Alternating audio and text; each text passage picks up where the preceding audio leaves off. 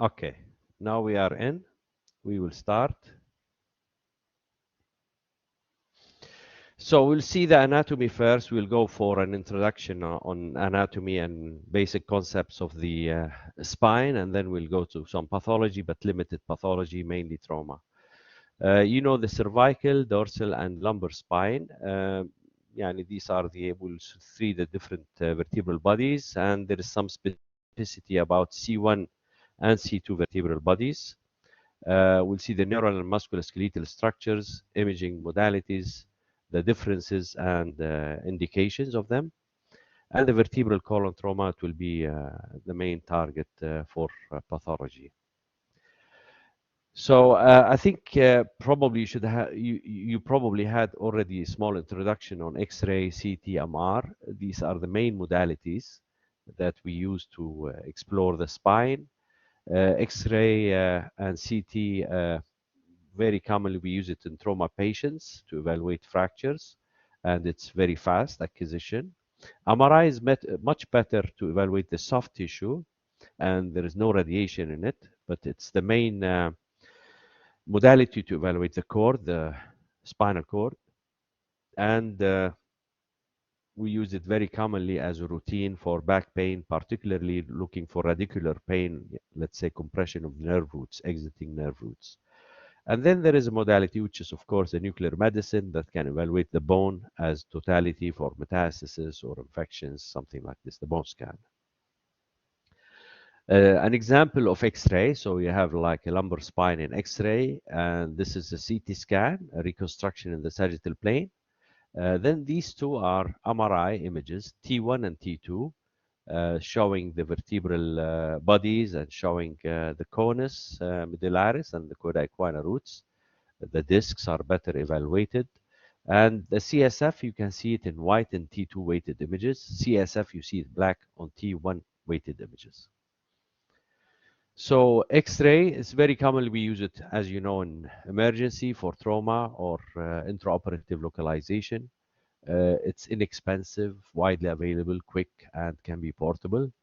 It has radiation, of course, radiation exposure. This is one of disadvantages, limitation in interpretation. And there is, let's say, false positive and false negative, and not only positive. CT, it's the mainstay for polytrauma patients because you can evaluate very rapidly the whole body. We can see very nicely the bony structures and even, let's say, the abdominal organs, lungs, all of this. And it's widely available, CT scan. You see it in majority of hospitals. And practically all hospitals, they have a CT. And it's quick, relatively quick. The machines that are available now are relatively quick. But it is definitely more costly than the X-ray and limited evaluation compared to the MR for soft tissue. And we cannot see really the cord. Our concern is the spine, so we have limited evaluation of the cord, but we can see eventually like a compression or things like this. And of course, it has radiation. MRI, we use it mainly for red flags when you have radicular pain or when you have cord compression with sensory level, motor deficit. So we won't see possible tumors or myelopathy in the cord or compression of nerve roots. It is the best modality to evaluate the soft tissue structures and to see the relation of the disc to the nerve. No radiation exposure. Limitations or disadvantages related to implants. Certain implants, they are ferromagnetic, especially cardiac pacemakers, sometimes intracranial clips or claustrophobia. When you have a claustrophobic patient, he goes to a machine that it's like a tunnel. And certain, for example, cochlear implants. So we have to know what type of material these implants are done and if they are compatible or not. Now we'll see the spinal column, cervical, you know that we have 7 vertebral bodies, thoracic 12, lumbar 5, sacrum we have 5, and coccyx usually 3, which is the tailbone. So this is rapidly going. Again, cervical, thoracic, lumbar, and coccyx. We'll see the vertebral body, the spinal canal in the middle, which is protected all around it by the bone and the disc. So Anteriorly, the vertebral body, then you have pedicles here, you have the transverse process, you have the laminas, and then you have the spinous process. This is when you see it from up.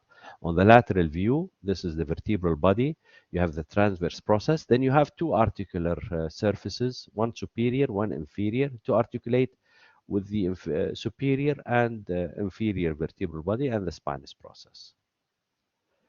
The same, so in illustrating two vertebral bodies and intervertebral disc. So we have a disc in between, which is like a soft component giving more mobility to the spine, and has two components, this disc. It has a peripheral annulus fibrosus and a central nucleus pulposus. Now we'll see the ligaments. So we have seen the vertebral body, we have seen the disc. Now these elements, they have different ligaments that they put them together. So you have what we call ALL, which is the anterior longitudinal ligament, the PLL, the posterior longitudinal ligament, the ligamentum flavum, which is between the laminas, and the interspinous ligaments, and something specific we will see separately, the C1, C2 articulation between the atlas and the axis. So ligamentous injury is best seen by MRI. So CT shows the bone, but we have ligamental injury sometimes are important to see the stability of the spine. We sometimes need to do complementary MRI. The C-spine, cervical spine, so frontal view, lateral view. So this is showing to see first that the patient will be in quite symmetric position. The spinous processes should be in the middle. The lateral mass is laterally, okay? These are the vertebral bodies, okay? And then you have the transverse process laterally. In the lateral view, you can see the alignment of the cervical spine. It has a slight concave posterior, which is lordosis, cervical lordosis. The alignment of vertebral bodies, the disc spaces in between, and then you have the facets, the articulations, and then you have here, these are the laminas, okay, and the spinous process, okay, and the pedicles are here, okay. This is a special view for the C1, C2. So C1, C2, this is the lateral view. Okay, we can see the dens here, and this is the anterior arch of atlas. Okay, the C1, anterior arch of C1. And this is the open view. Okay, this is the dens, which is the superior part of the C2, and then the lateral masses of C1. And then here it articulates with the occiput, the C1, okay, articulation here. And this is the space or the articulation between C1 and C2. So this is a special view, we call it open mouth, okay, open mouth view to see the dens if it's symmetric. And if you have like a subluxation, you see that the symmetry is not conserved anymore, or you can see the articulation between atlas and axis are not symmetric or displaced. If you have a fracture, you can have a displacement. So open mouth is very important if you're suspecting a C1, C2 fracture to do it. Of course, CT is also the modality of choice in this case. When you see the cervical spine, you should see up to the articulation of C71. So this is 2, 3, 4, 5, 6, 7, and this one you don't see it. So you don't see what's happening here. So if you have a subluxation, it's very difficult to evaluate because of the interposition of shoulders. If it depends on the patient, sometimes they have short neck or so they cannot, we cannot see it. And then this is a special view. This is, we call it the swimmer view, okay? To see better the C71, okay? So at least you can see, it's true that they are not well exposed, but that you can see the anterior vertebral line, it's still aligned as well as the posterior, okay? To see if you have a subluxation. So if you don't see C71, the study is not complete, huh? And especially if trauma, this is mandatory. You should see C71. The predental space, the dens, it's this part, the superior part of the axis. We call it the dens or the odontoid process, okay? And The space anterior to it is the predental space, which is between the dens and the C1 body. This is the C1 or the anterior arch of C1, okay? It should not measure more than 3 millimeter in adults and 5 millimeter in children. So it's a small articulation here between the C1 and C2, okay? If the space increased, then we have to suspect that there might be a fracture or a disruption of ligamental disruption, okay? So posterior to this, actually, there is a ligament that holds them together. So if there is any increase in this distance, then eventually you can consider to do a CT or MRI for ligamental injury, okay? There's another patient with degenerative changes. You can see osteophytes. You can see irregularities of the end plates compared to the nice end plates here. You can see how they are irregular. These are oblique views of the cervical spine, and this is better demonstrating the neural foraminal exits where the nerve roots exit. Okay, so the nerve root, for example, at this level, it will be the C3. Between C2 and C3 is C3. Okay, between C3 and C4 is C4. So it's different from the lumbar spine, which is the reverse. Between L4 and L5, it's L4, not L5. So the right neuroforaminal exits, and these are the left neuroforaminal exits. So this is showing that the foramina is patent, the intervertebral foramina. Sometimes you can have degeneration with osteophytes, which are pushing, and they can compress the nerve roots. Characteristics of vertebral bodies. The cervical spine, you know, it has the most variation and movement the different parts of the spinal column. It has a thin intervertebral disc and a small body. It has two foraminas, okay, for vertebral arteries. And then you have a foramen of transverse process, which is here vertebral body that passes through. It's like a protection by a bony element in the vertebral body. And then, of course, the large spinal canal, which is the vertebral foramen, which is the spinal canal. This is special. We said that there is some differences of C1 and C2. So you can see the C1. How does it look like? It's like round anterior and posterior wall with articulation with the occiput, and these are the transverse foramen for the vertebral body. And the C2, which is bulky actually, it's a big vertebral body. You have seen it on the lateral view, which is the largest one, and has this specific appearance, the dense or odontate process that goes in here and articulates with the C1, and posteriorly it's held by a ligament, transverse ligament. This is illustration of the vertebral artery that it goes in, through the foramen transversarium. So the first segment here, from the origin to the foramen transversarium, usually it's at C6. So this is, we call it the first segment, or V1. The V2 is this straight segment, which is from C6 to C2. Okay, this is C2, which is the bulky vertebral body. And then you have this segment, which is C3, V3, sorry, not C3, V3, which goes from the C2 up to the entrance of the dura. So it goes to the dural segment. And then the V4, which is intracranial, it's inside the dura and up to the joining of the other vertebral artery and form the basilar artery. They can be asymmetric. It's normal, very common. This is a normal variation. And very commonly, the left vertebral artery is dominant, okay? Or they can be co-dominant. So C1 atlas, C2 axis, okay? This is like Greek mythology, Atlas holding the earth. So that's why they call this, the highest part is Atlas, which is holding the earth like the cranium, okay? And this is showing again the open mouth view. So it has anterior arch. Atlas has an anterior arch, no real vertebral body, and then there is a posterior arch in between. Then you have the spinal canal and the lateral masses, and within these foramen transversarium you have the vertebral artery that goes in. Okay, this is the appearance in CT scan.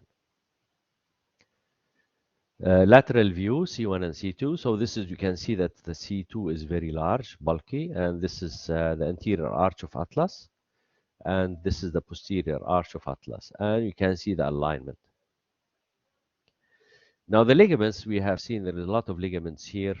Yeah, at least to know that there is at least this ligament that holds the odontoid process in position. This is the transverse ligament. And then laterally, the alar ligament that goes from the dens laterally going to the skull. Another one that goes to the clivus, or which is the apical ligament. So they go like this: apical ligament, transverse ligament here, alar ligament. And there is another coverage we have seen, the posterior longitudinal ligament that goes to the vertebral body. And there is extension of this posterior longitudinal ligament upwards. We call it cruciate ligament. So it's a complex ligamental mechanism that holds the C1, C2, and to the skull. Of course, these are the interspinous ligaments here, but you can see the PLL here, the ALL is here. The transverse ligament should come posterior to the holding the dens to the T1, which comes here. There is a synovial joint, so this is there is a joint here. The cruciform ligament, which is the extension of the PLL here, going upwards. Alar ligaments, they go, we said, laterally from here, then they go lateral in both right and left. So it's a very complex mechanism, but you have to know that there are ligamental elements that they hold these articulations between C1 and C2 and to the C0. So if you call the occiput like C0. The appearance in MRI, this is the T2, CSF is white, T1 CSF is black, okay. Again, this is the odontoid process here, and this is the anterior arch, and you can see, for example, part of this apical ligament here, and the other ligaments are not well, but there is ALL that extends also upwards and hold here. So there is a complex mechanism. You have to do thinner slices to see the details as well. This is showing laterally the articulation with the occiput, okay, the C1 with the C0. The dens, okay, it's cervical vertebral bodies. The odontoid process, which is this process that goes upwards and articulates with the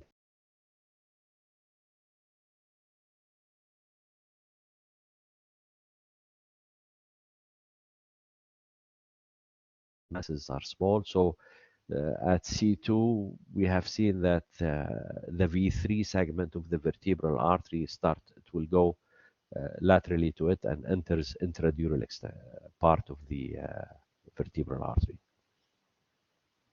Again, illustration of the open mouth and showing the C2 and the lateral masses of C1. This is it, and this is the drawings. Okay, this is C2, and these are the lateral masses of C1. And this is the odontoid process. Now, when you do the X-ray in the lateral view, you have to see the alignment. Okay, this is the first thing that you have to see, and you can draw lines actually. Okay, we'll see them now. You can see anterior line here, another line, and there is another line here before the spinous process, which is here. Okay, so you can see, then you can see the soft tissue anterior to the vertebral bodies. You can see the soft tissue here, and you can see it's a little bit different at this part. So 2, 3, 4 in front of C5, 2, 3, 4, and this is C5.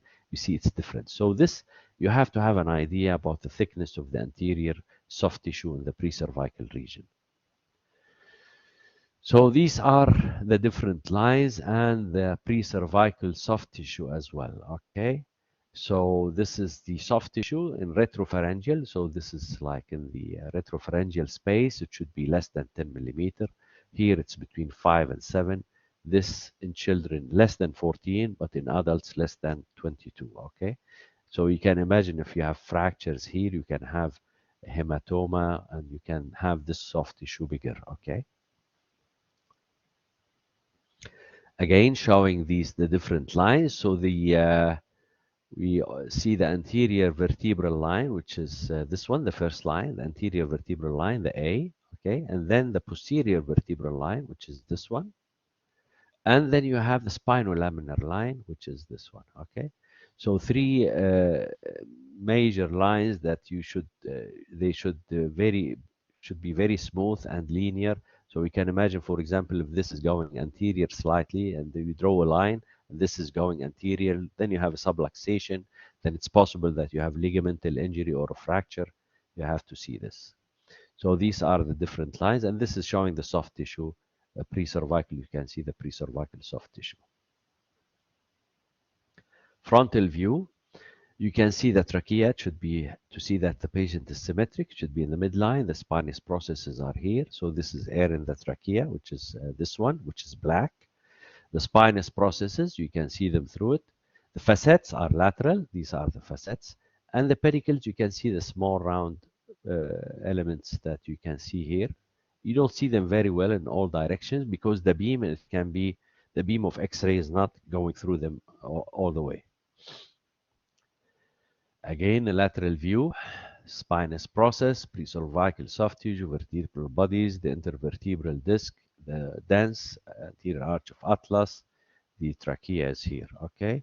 So we said the retropharyngeal space between C2 and C4 in this area, around 5 to 7 millimeter, okay, in adults, and the retropharyngeal space is different, retrotracheal space, sorry, in different, in this part. It can be, of course, it's larger in adults around 14, in children, sorry, in children it's 14 and 22 in adults. It will be larger. You can see here, for example, the soft tissue swelling, okay? You have a soft tissue swelling. If you see here again, look at this part and look at this part. So here you have the soft tissue swelling here. Compare this to this. You see the difference? It's huge. So you can suspect that there is a pathology in the soft tissue here. Uh, if you don't see trauma, yeah, then the second thing that it will come to, you think about infection, either an abscess or spondylodiscitis with abscess, something like this. So this is a very abnormal appearance. You can see that the alignment is not preserved as well. If you draw a line, you see that there is some subluxation of C2 over C3 as well. So this space is also enlarged, but you can see something just enlarged soft tissue. But if you do the CT, it can show you the pathology. You can see that you have an abscess. Okay, this is an enhanced CT scan. The vessels, these are vascular structures. So the soft tissue it enhances, and the collection, which is the abscess, does not enhance. Okay, again showing the abscess in the axials and in the coronals. We can have certain pathology giving subluxation. Rheumatoid arthritis can specifically affect the ligaments, okay? So it's not related to trauma. It can affect the transversium ligament, which is holding posteriorly the anterior arch of atlas to the odontoid process. So if this ligament is disrupted, then this part of the bone is free actually between the anterior arch and posterior arch. The big problem is that the cord is here, the cervical cord is here, so it can injure the cord. Now, this is important to know, and for this, sometimes you do MRI to evaluate both the ligamental injury as well as to evaluate the cord if there is injury of the cord. Chronic neck pain, we start with plain films to screen actually to see if we have degeneration or cervical spondylosis or arthropathy. It can see the bony anatomy. We can see the alignment. So this is showing that this is the posterior vertebral line, a little bit straightening here. We don't have a smooth curve, no clear subluxation, but you can see also the disc spaces, abnormalities, a little bit of narrowing, osteophytes, abnormality posteriorly here, very sclerotic part of the bone. So this is the degeneration in the cervical spine, okay? The other vertebral bodies, C3 to C7, they're similar, small vertebral body, and then you have the foramen transversarium, and then you have the spinous process, lateral masses are here, okay, and small pedicles. Another view, oblique, the same appearance, vertebral body. You have the superior articular process, and there is another one inferior, so inferior and superior, because it will articulate with the vertebral adjacent vertebral bodies. Some particularity of the cervical spine, you can see this extension upwards. This is the anchus of the body, or uncinate process, okay, of the vertebral body. And sometimes when you have degeneration, it becomes bigger actually, and the nerve root goes here. It can cause impingement or compression of exiting nerve roots. Spinal cord, we have to know that the white matter and gray matter are not the same distribution as in the brain. They are reversed, okay? So in the center, you have the gray matter, and peripherally you have the white matter, not like in the brain. And usually the spinal cord will finish at T12, between T12 and L2, very commonly T12 and L1. The conus, which is the conus medullaris. Then you have the spinal nerve root that will exit along the spine. The coda equina roots at the lower part in the lumbar spine, and the filum terminale, which is the extension of the conus medullaris. So the gray matter is in the middle, and the white matter is in the periphery, and then you have roots which are mixed actually. We have fibers from its dorsal and ventral roots. The dorsal root, which is the afferent, which is sensory root and carries sensory information to the brain, okay? So the posterior part, which is the dorsal, it will carry, so the anterior part is here, this is the anterior horn, okay? So the posterior part will go giving sensory information, and the anterior, which is afferent, which is the motor, and carries motor information from the brain. So this information comes from the brain and goes to the muscles or to other striate muscles for to do action. So in the cervical, as I told you, the roots between C3 and C4, you have the C4. Between C5 and C6, you have the C6. So between C7 and T1, you have C8, okay? C8 exits between T1, what's this? Sorry. Between C7 and T1, okay? The reverse in the lumbar spine is different. So, for example, this is L2 and this is L3, okay? So, for example, here, this is L2. So it goes to the, compared to this one, L2 nerve root goes between L2 and L3. Now, if it was, this is C2 and C3, so the exiting will be C3, not C2. It's just to know the difference of the roots so that you know which territory might be affected if you know the dermatomes, sensory, or which nerve roots, which part of the muscles are affected. Now, these are examples of MRIs, T2 MRI, okay, because the CSF is white. This is a T2 showing the cord. You can see the cord here surrounded by CSF and the vertebral body, okay. This is at level of the disc, okay, and these are the uncinate